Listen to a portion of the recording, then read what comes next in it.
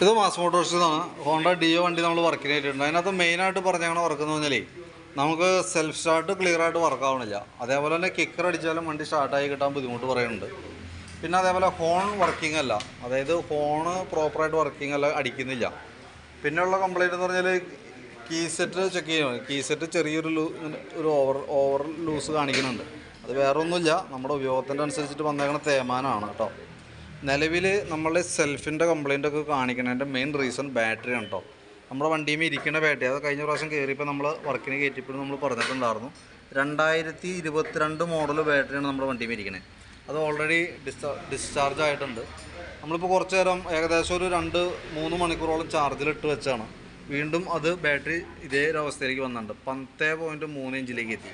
12 വോൾട്ടിലാണ് നമ്മൾ ഡിസ്ചാർജ് ചെയ്തിട്ട്, അതായത് ഡിസ്കണക്ഷൻ ചെയ്തിട്ട്. അതിന് ശേഷം നമ്മളിപ്പോൾ കണക്ട് ചെയ്യുമ്പോഴും ഏകദേശം ഒരു 1.5 മണിക്കൂറിനുള്ളിൽ 10.5 വോൾട്ടിലേക്ക് വന്നിട്ടുണ്ട്.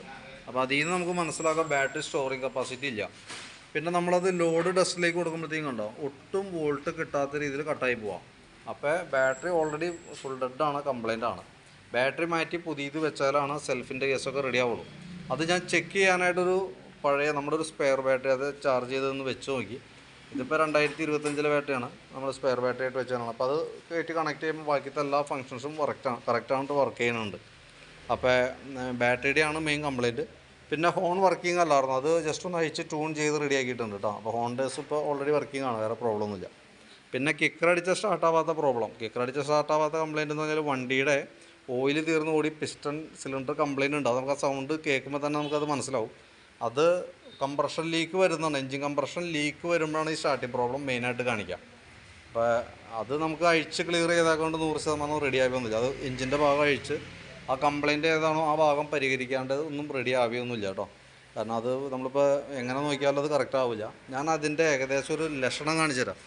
നമ്മൾ കഴിഞ്ഞ ദിവസമൊക്കെ ഓയിൽ മാറ്റിപ്പോയതാണ്. ഇപ്പോഴത്തെ വണ്ടിയുടെ എൻജിനിലുള്ള ഓയിലാണ് ഈ കാണുന്നത് കേട്ടോ. ഞാനത് സൗണ്ട് വ്യത്യാസം ഉള്ളത് കൊണ്ട് തന്നെ നമ്മളത് ഓയിൽ കയറ്റി ചെക്ക് ചെയ്താൽ ആകെ 100 മില്ലി ഓയിലാണ് വണ്ടിയിൽ ഇപ്പം നിലവിലുള്ളത്.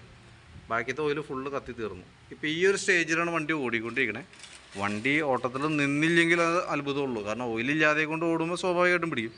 ഈ ഒരു അവസ്ഥയിൽ മൊത്തം ഉരുകി പിടിച്ചിട്ടില്ല എന്ന് വേണം പറയാനായിട്ട്. അതിക്ക് മുമ്പ് ഈ കംപ്ലയിൻറ്റ് സെൽഫിൻ്റെ കംപ്ലയിൻറ്റ് ഉള്ളതുകൊണ്ട് വണ്ടി വെച്ചത് കൊണ്ടാണ് ഇപ്പോൾ ഈ രീതിയിൽ നിൽക്കുന്നത്.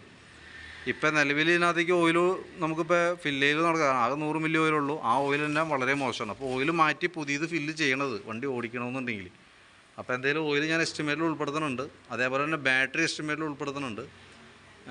അതടക്കം എസ്റ്റിമേറ്റ് ഉൾപ്പെടുത്തിയിട്ടുള്ള ഡീറ്റെയിൽസ് വാട്സാപ്പിലേക്ക് ഇടാം. വീഡിയോ കണ്ടതിന് ശേഷം നോക്കിയിട്ട് ഒന്ന് റിപ്ലൈ ഇടണം കേട്ടോ. കീ സെറ്റ് വേറെ പ്രോബ്ലം നിലവിൽ അത് ചെറിയൊരു ലൂസ് കോൺടാക്റ്റ് ഉണ്ട്. അത് തൽക്കാലം WD അടിച്ച് നമുക്ക് റെഡിയാക്കി ഇടാം. ലൂസ് കോൺടാക്റ്റ് ഉള്ളത് റെഡി ആയിക്കോളും. ഇതിൻ്റെ മെയിൻ പ്രോബ്ലം എൻജിൻ്റെ പ്രശ്നമാണ്.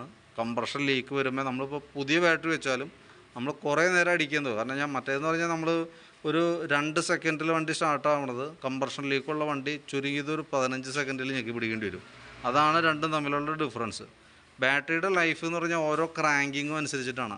എത്ര പ്രാവശ്യം സെൽഫ് അടിക്കാൻ പറ്റും, എത്രയും സെൽഫ് അടിക്കുന്നത് കുറയ്ക്കുന്നു, അത്രയും ബാറ്ററിക്ക് ലൈഫ് കൂടുതൽ കിട്ടും. അതാണ് അതിൻ്റെ ക്രാങ്കിങ് നമ്പറിലാണ് ശരിക്കും ഏത് ബാറ്ററി ആയാലും അതിൻ്റെ ഒരു എന്താ പറയുക നല്ല ക്വാളിറ്റി മാക്സിമം ലൈഫ് കിട്ടാന്നുള്ളത്. ഇപ്പോൾ നിലവിൽ ബാറ്ററി മാറ്റി വെച്ചാൽ സ്റ്റാർട്ടിങ്ങിൻ്റെ ദിവസം ഓക്കെ ആവും ഇപ്പോഴത്തെ സ്റ്റേജിൽ. കാരണം പുതിയ ബാറ്ററിയാണ്, അതിൻ്റെ മാക്സിമം പവർ യൂസ് ചെയ്തൊക്കെ വണ്ടി സ്റ്റാർട്ട് ആയിക്കോളും. പക്ഷേ ഈ ഹെഡിൻ്റെ സിലിണ്ടറിൻ്റെ ഈ പ്രോബ്ലം റെഡി ആക്കാതെ കൊണ്ട് ഇത് ശാശ്വതമായിട്ട് ഈ കംപ്ലയിൻസിനൊരു പരിഹാരം ഉണ്ടാവില്ല കേട്ടോ. അതറിഞ്ഞു വയ്ക്കുക. അപ്പം നിലവിലുള്ള കേസ് ഇപ്പോൾ ഓയിലിൻ്റെയും ബാറ്ററിയൊക്കെ ഉൾപ്പെടുത്തിയിട്ടുള്ള എസ്റ്റിമേറ്റാണ് ഞാനിപ്പോൾ വാട്സാപ്പിൽ ഇടണേ. വീഡിയോ കണ്ടതിന് ശേഷം നോക്കിയിട്ടൊന്ന് റിപ്ലൈ ഇടണം. കാരണം റിപ്ലൈ കിട്ടിയിട്ട് നമുക്ക് അതനുസരിച്ചിട്ട് വേണം വർക്ക് കംപ്ലീറ്റ് ചെയ്യാനായിട്ട്.